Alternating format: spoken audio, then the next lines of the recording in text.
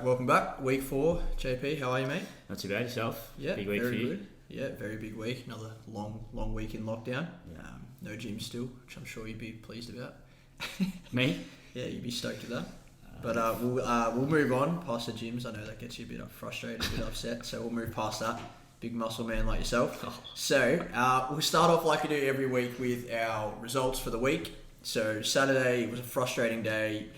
We ranged between 7 units profit, 7 units down, ended up minus 2.25, so a little bit annoying. I mean, it's not going to break the bank, but annoying. Again on Wednesday, so many places and bonuses, but you know, the system was thereabouts, so we just weren't getting the winners. Minus 4.35. Total for the week, minus 6.6. Probably one of our worst weeks. Again, frustrating. So many newbies jumping on. Just like a little bit of a word of warning, I guess, and I know you've spoken about this previously, but yeah, obviously our monthly average is 39 units. So for the month currently, for the month of June, we're minus 4.55 units.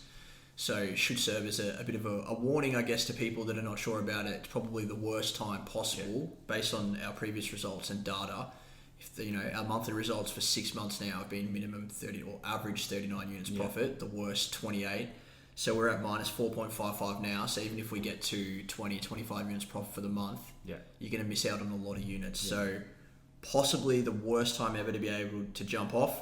We've got 6 tipping days left for the month of June, potentially 7 if the bookies are generous and give us some promos. Queen's birthday Monday. So we'll keep an eye out for that as well. But yeah, just a little bit of a word of warning for anyone watching or you're not sold on it yet. Probably the worst possible time to jump off.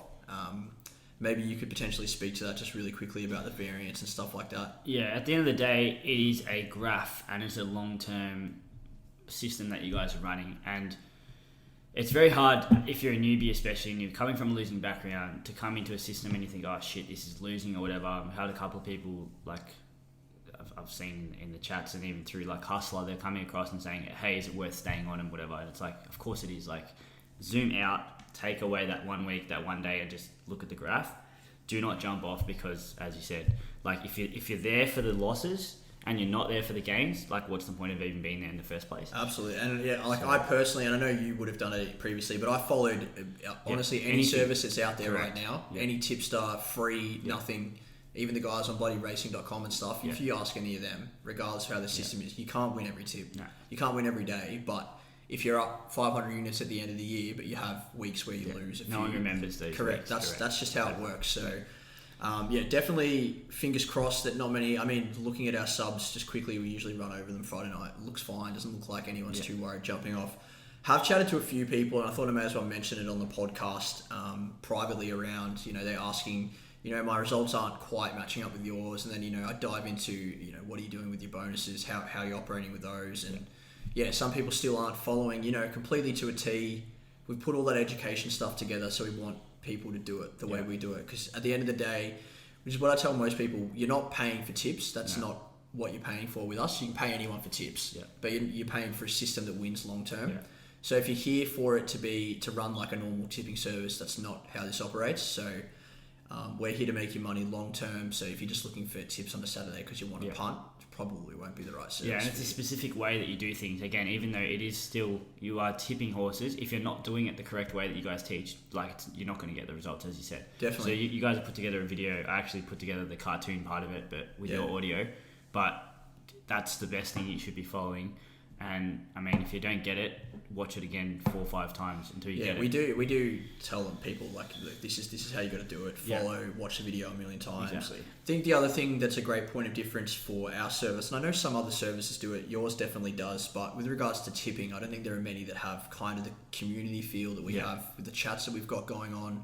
People can ask questions whenever they see fit, however they want. There are also, there's 600 people in that chat that can answer your question for you as well, which is good. So that's fantastic. I know you have obviously this is a podcast about both of us, and you run a great service, and you run a service also that's free initially for a lot of people. And I know that you've had huge success opening up a chat there on Discord. If you want to speak about that. So Discord is a more structured chat, I guess. You can see things more clearly.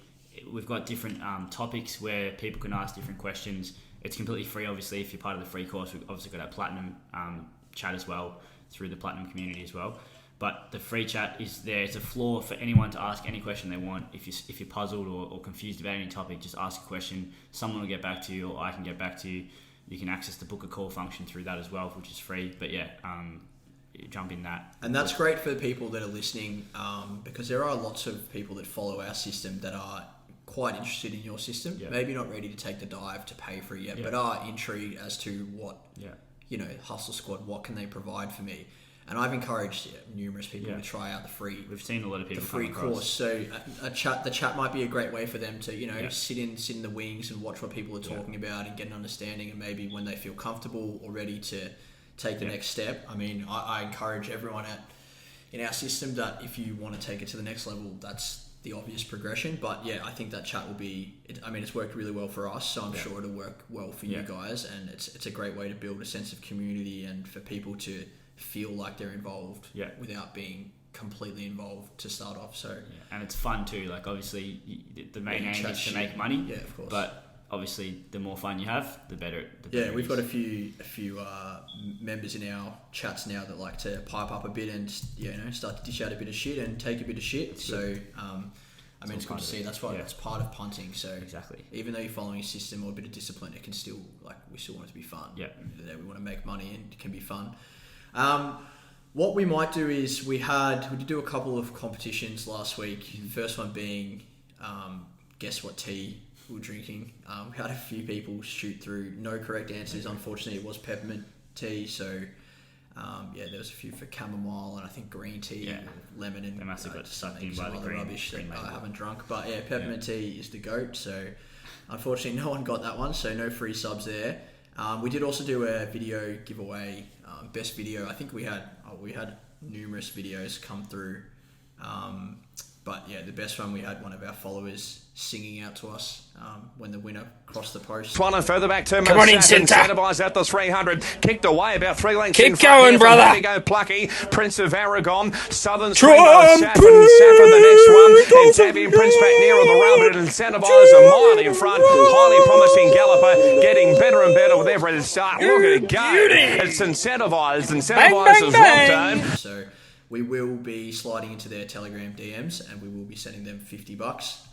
So once we do that, if they want to give us a shout out in the group, just a bit of a thank you, that'd be great. But $50, we're going to do that again this week. So make them watch the podcast to find out who. That's it. Yeah. Well, I don't want to give it all away. So we've got to keep people coming back, keep a bit of intrigue. But so get the videos through again. Obviously, Mickey. I'm not sure if you're looking in the chats, but we have a guy called Mickey that his videos are pretty joined a couple of weeks ago and he quite enjoys riding them home, so hopefully a few other blokes can jump in on that. But apart from that, we'll keep it pretty short this week from our end. I don't know if there's anything more that you need to discuss on your end, but it's business as usual for us. We're looking forward to another big Saturday. It should be huge. Saturdays are always big, so we're looking forward to Saturday. Just like a quick reminder, don't jump off. Send those videos through. Keep asking questions because we love when you guys are asking questions. I think before we fully wrap things up, there was actually a question and it got asked last week. I think they might have actually asked you, and then it must have slipped through the cracks. I sent it across to you. Yeah, and then they messaged me again and said, "Hey mate, why didn't you answer my question?" I was like, "I didn't get it." So we have to answer it this week because they're a loyal follower.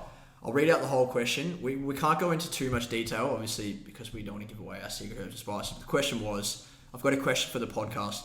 Not sure if you can tell us, but I understand why the tips are sent out just before the jump. I'd like to know how the system gathers all the data, sorts through it all, comes up with the tips. Like, how does it actually work? Is there some sort of algorithm or is it manually done by you guys? So, great question. Obviously, you want to know where your money's going. It's a combination of both. So obviously we don't manually do the data. We've obviously gathered that from a number of different sources with regards to, race times, horses, tracks, conditions, etc. Then there is manual input with regards to if the track starts playing a certain way or if there's been, a shit ton of rain the night before or the day before or a jockey gets injured or sick. So there's manual aspects to it. Majority of how we pick them and how we win long term is all mathematical because at the end of the day, there are a million horse geniuses out there that, they're horse whisperers and this one's going to run well today, etc. We try to remove that aspect as much as possible. Of course, there are people that tip that way and that's fine. but we just try to do it more pure mathematics. So the manual input is more around the variables that change that the maths can't take into account, especially if it's late changes, etc. Hence why tipping so close to the jump gives us a massive advantage. But with regards to manual input, no. If, for example, someone that's never tipped a horse before sat in front of our system, they would be able to see which horse needs to be tipped. It doesn't require, per se, like if you were sitting there tipping them, or if I was sitting there tipping them, we're going to tip the same horse. So I hope that kind of answers the question. I mean, we're not going to give away the secret herbs and spices. What are our indicators? What do we value more than others? But I hope that answers the question and gives some insight into, I guess, why we tip so late and how it all works. So, I think, any more questions for next week podcast, shoot them through. We will answer them. That's it from our end. Sounds good. All right, see you next week. See ya.